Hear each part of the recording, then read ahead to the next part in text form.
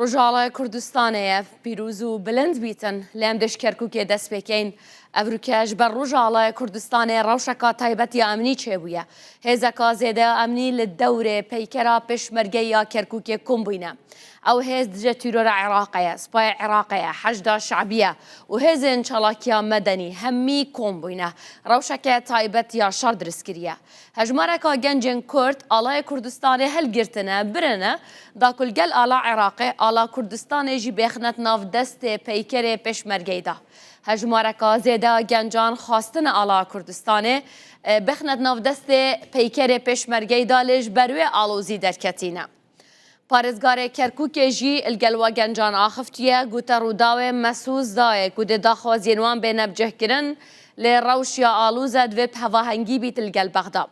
Evan gencan yên ku bi Rûdaw axeftîne gotin beriya salekê parêzgarê Kerkûkê Sûzadayê ku şeş heyvan da kêşeya wan çareser biket Alayê Kurdistanê jî bête bilindkirin lê nûke moleteka dî ji wan xastiye.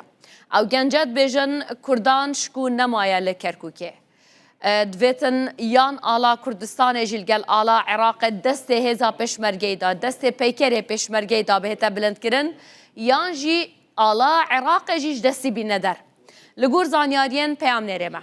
Ev kombûne komvevbûneka asayî bûye, aştiya nebûye, hejmareka gencan hatine û daxwazekirîne.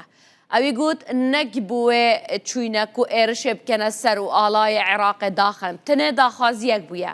Lê hêzeka zêde ya emnî hatiye komkirin û hêza dije tîrûra Iraqê hêşta zêdetir berdewam tête şandin.